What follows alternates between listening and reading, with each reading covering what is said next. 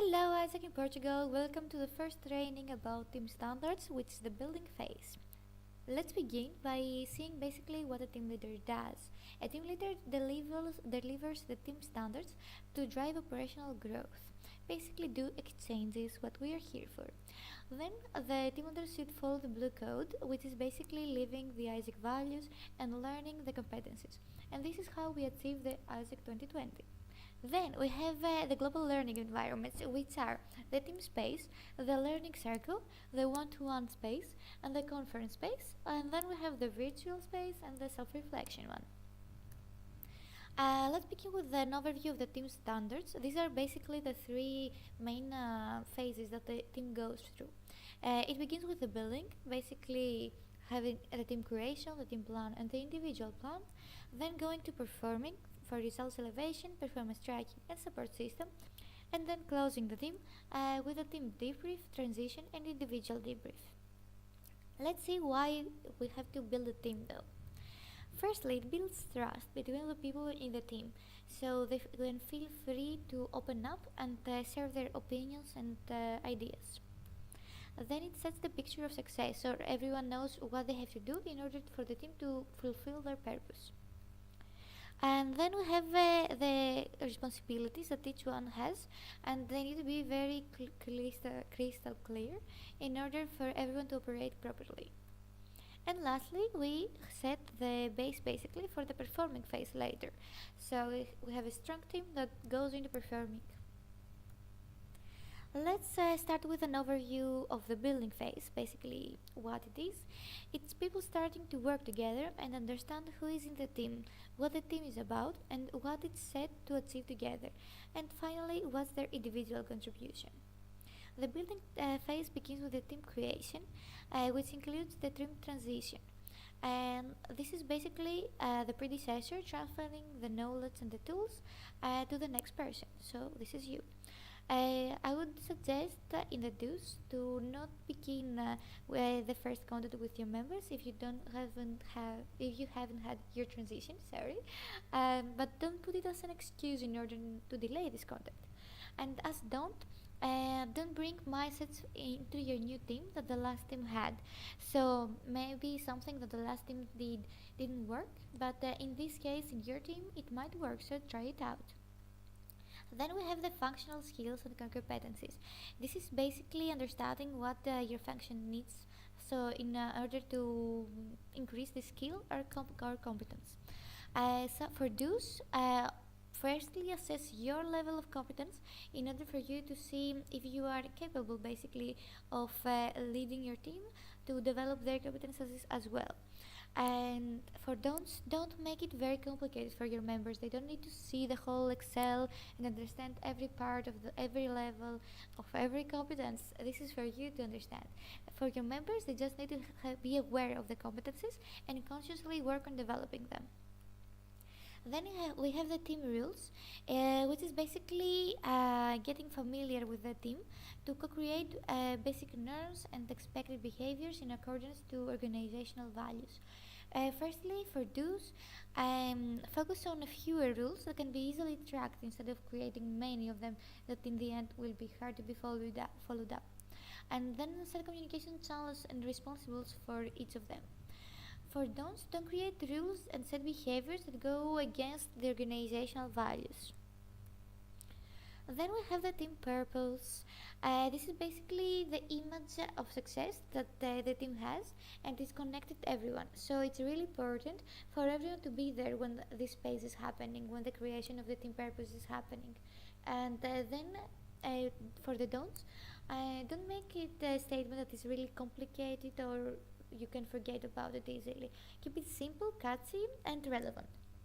And another one is to not forget about it, because when your members get demotivated or they lose their purpose, you just have to remind them of that, so they can reconnect with the organization and the team. And then we have the goals. Basically, it's to define the targets and measures of success for the team. For those, connect the goals with the team purpose so they know why the goals exist, and make sure that the goals are very specific, measurable, achievable, relevant, and have a timeline. And lastly, make sure everyone understands their individual contribution to the team goal so they can feel more connected to it. For don'ts, do not set goals that are not achievable because the motivation is gonna drop because the members are not gonna bring the results desired, so they're gonna be feeling really bad about it. Then we have the strategies. Basically, this is defining strategies for achieving the goals and purpose in terms of projects and plans. For those, before setting the team strategies, make sure you first understand what your customer needs in whichever product you are, GVGT or something else. The strategies have to be really relevant with what you want to achieve. And lastly, your team structure should support and enable the strategy that is set. For the don'ts, don't make so many strategies that you don't have a focus. Basically, you need to prioritize three of them, three main strategies that will bring you the highest return for your effort.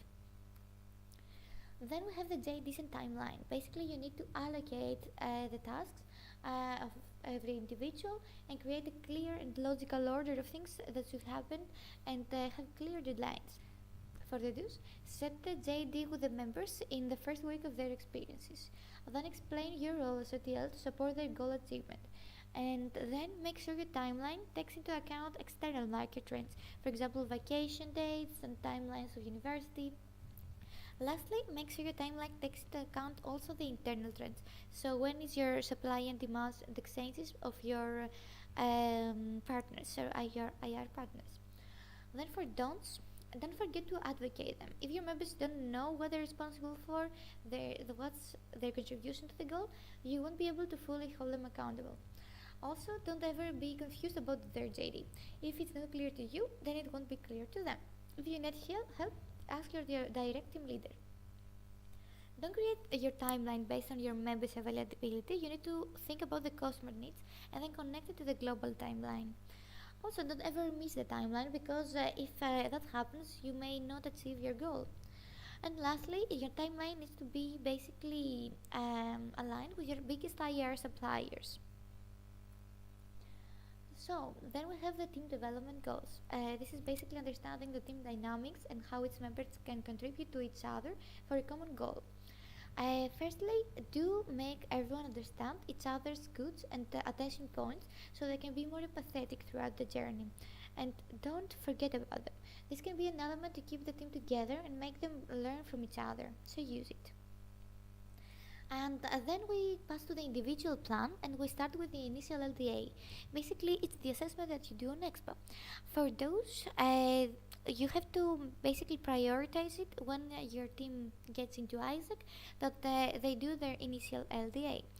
And then make them understand why it is important for the individual planning.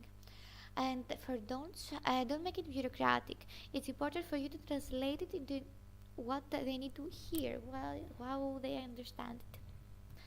And then lastly, we have the personal development plan, which consists of competence development plan, personal functional goal, and individual action plan.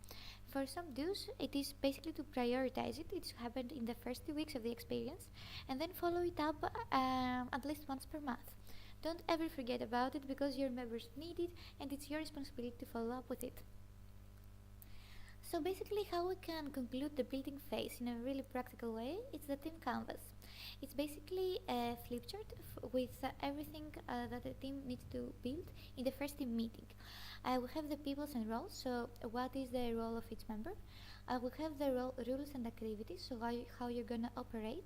The personal goals of each member, which then concludes in the common goal of the team. Then we have the values that you set for your team, the needs and expectations of everyone, the purpose of your team, and then the strengths and assets of each member. Thank you very much.